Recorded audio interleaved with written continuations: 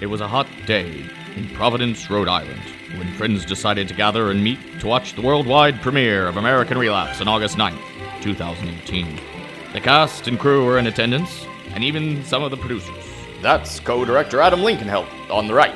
Everybody was excited to see what America has been hailing, one of the greatest movies ever made.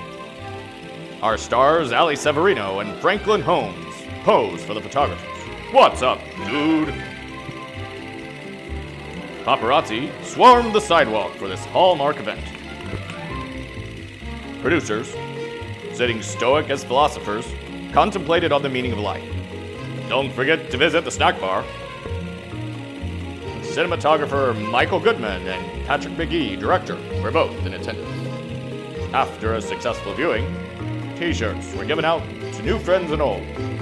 There's a t-shirt now. How about that? Don't forget, you can see it in theaters or stream from the iTunes store. Already the recipient of 8 Best Documentary Awards. American Relapse. Die to get well.